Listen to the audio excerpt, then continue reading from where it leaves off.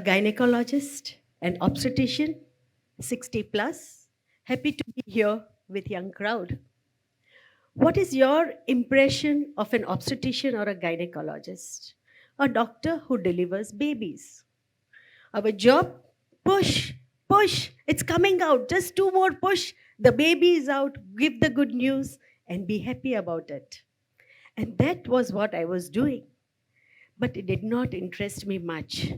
What interested me was this: the birth of Louis when I was still studying. Imagine creating a life in a laboratory, taking out an egg, taking the sperm, creating that embryo, and see that embryo grow into a human being. And that's what interested me. But fortunately or unfortunately, I was in a small town of India called Anand. I'll just give you a brief about IVF. We give injections to the female to produce eggs. Those eggs are removed, fertilized with the husband's sperm in a petri dish, and the embryo that is created is put back into the uterus of that female to grow inside and deliver into a baby. 150,000 population, a rural area, nothing available in the 90s when I thought of doing it. If I needed double distilled water, I had to run to Ahmedabad for injections, wait at the railway station to get it from Mumbai. And there were contemporaries and everyone who said, it's not succeeding in metros, how will it ever succeed in Anand? But fortunately, with our passion, I remember my embryologist coming from Lambretta school early in the morning at 5 o'clock. We used to, because odd cases, because 9 o'clock, my bread and butter, push will start. So 5 to 9, I did the IVF. Ultimately, we got the first IVF baby in 2000. Till then, everything was fine because IVF was a common thing happening by then all over the world. But imagine if that embryo, I put it in another woman's uterus, which is the host or the surrogate mother, with the condition that she will carry for 9 months, deliver it, and hand it over to that couple. If we think of it, how is it possible? I carry somebody's baby for 9 months and I just give it away? Yes, that also puzzled me. But what happened was that I'll tell you now. In 2002, surrogacy became legal in India. And that was the time when I was having my lunch in the afternoon and I got a call from UK on landline, of course, saying that, Doctor, we have heard you are doing IVF. We are in UK. My daughter-in-law is from Anand and she needs surrogacy. Can you help? I said, send me a detailed history. No email, a letter, postal letter arrived, where they mentioned that she is born without uterus and she'll need surrogacy. I was very simple that I was not very comfortable with it. I said, okay, go ahead, find your surrogate, come to me. I'll put that embryo, you do everything. 3 months, not a single surrogate from India they could find. And ultimately, the girl's mother agreed to become a surrogate for her daughter. What we know is that my mother delivered me, and my mother was delivered by my maternal grandmother. Very simple, all of us are the same. But these two kids over here are the genetic children of their mother, but their birth mother is their grandmother. So the grandmother delivered the grandchildren. For me, it was good that the mother was happy, grandmother were happy, and the family was happy. But what happened? All over the world, as soon as this news was announced, that first grandmother surrogacy of Asia has delivered the twins, there were opinions, judgments. How is it possible? No, this cannot be done. Doctors are playing gods. The children are getting confused. It is unethical. And it sparked a row of controversy. So that was also taken by Inside Outside in the BBC, where they had a story on this because this was something very different. And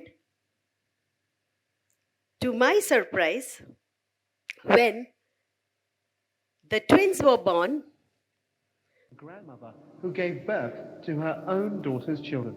When twins Suggestion: find someone from within the family. It is unusual, but it is possible also. That's what. So that was the only answer I could give, that it is unusual, but it is possible. And to my surprise, when 2018 these kids visited me, they were not at all confused. They were very thankful to their mother, to their grandmother, and to the doctor who delivered them. So after this, a lot of people started approaching me for surrogacy, and I was confused whether it's right, whether it's wrong. Should I do it? Should I not do it? Because there were various opinions. And if you go by the judgment of the others, you cannot do it.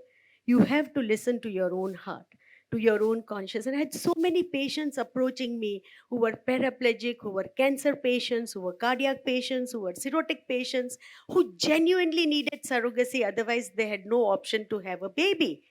And there were a lot of women approaching me to become a surrogate, which was life changing for them, helping a couple, bringing a baby, sending their daughter to medical school, educating her as a teacher, starting a small business, buying a land. So many positive outcomes. And that is when I felt, when I had a sleepless night and when somebody had commented that doctors are doing as a business, I used to feel uncomfortable. I said, and it is a tough job.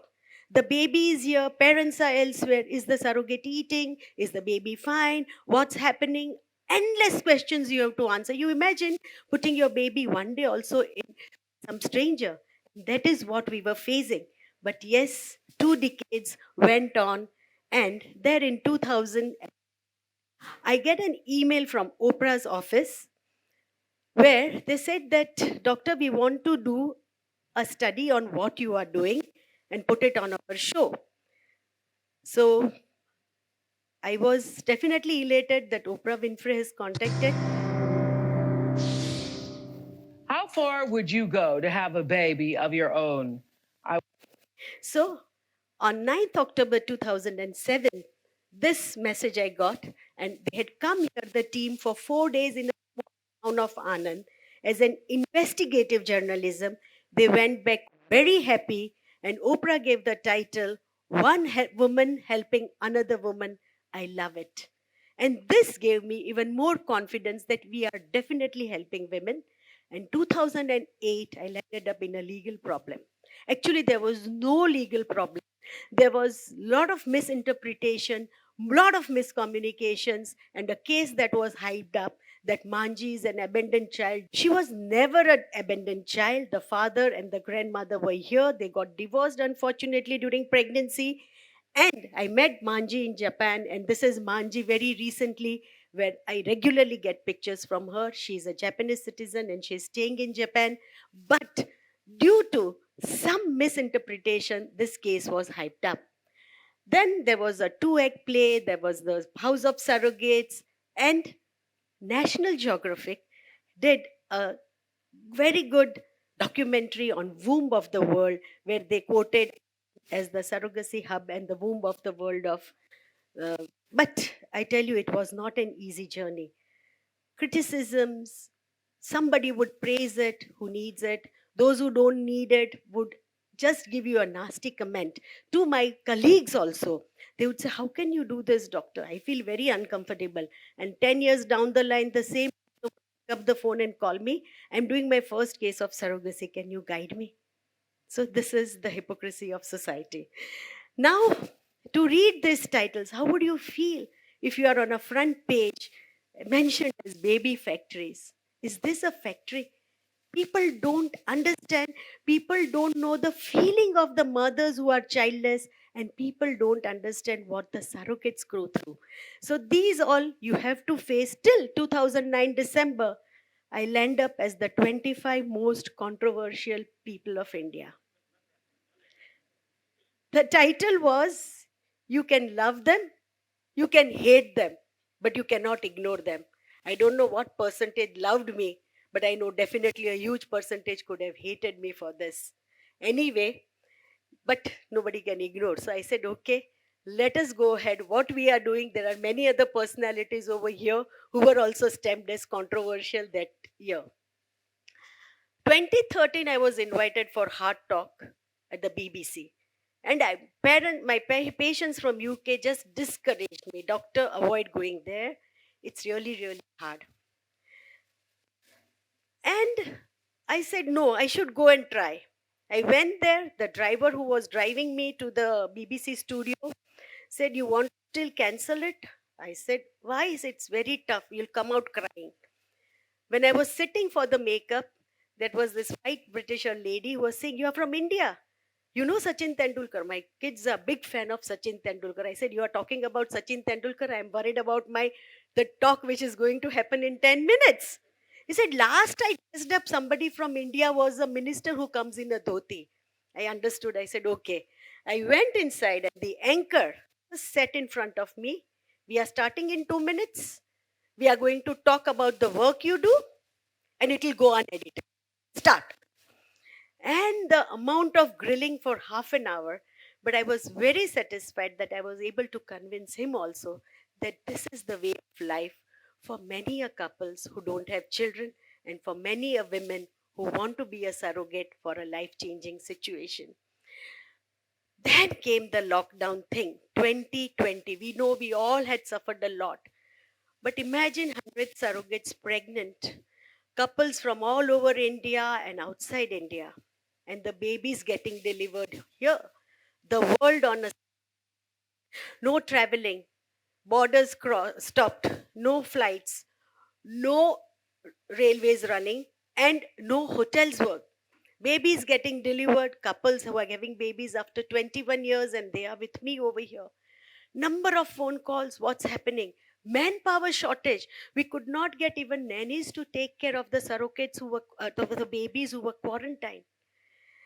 The oldest baby we handed over to the couple was 3.5 months old. And even when the couples arrived from outside the state, there were no hotels. So we had to arrange for the flats. The society people would allow. Everybody was worried that we'll not allow anybody outsider in our society. So convincing them, going to the civic authorities, convincing was a real nightmare with surrogates with number of babies at the time of COVID. But thanks to my wonderful team, my neonatology department, we could sail through and we handed all the babies, some 8 weeks old, some 2 months, 3 months old, 3.5 was the oldest for a Pune couple, which we took care of. And also, COVID got lot of deaths during that time. And this is a boy, only child of their parents, who was lost in the second wave of COVID due to COVID. Within 2 months, the couple approached me. The wife had lost her uterus hysterectomized. Said, I want my baby back. And it was a surrogate who helped them. And now they have a beautiful 4-month-old baby with the help of surrogacy. So do you call this unethical? Or do you call this happiness to that couple and this beautiful child in this world a boon for the society? And that is what I have been doing. If you call it breaking the archetype, yes, it is. But if you call it, it could be a way of life for some people, it is. Now I'm trending into one more controversial. So 2 decades of breaking the archetype in surrogacy, and just few years back, I got interested into stem cell therapy. If you ask, many will say that it's just for money. There is nothing that stem cells can do. It can harm, not help. There are some who says yes. So I am in that group where I know that stem cell is a promising future. Though I may be breaking the archetype now, treating the infertile patients with stem cells is going to be the next way ahead. And it can treat a lot of diseases also. It can take a decade or a 2. But this is the time when I will be off-roading and driving on a difficult road to get there where I feel that stem cell is going to help the people. So when I am talking about your journey, my journey, there is one which you can just go ahead on a smooth road, no problem. Like people say, get a government job, be happy, and your life is done. Or go off-roading, what is trending now, where there will be lot of hurdles. There will be lot of challenges. But it is ultimately very gratifying.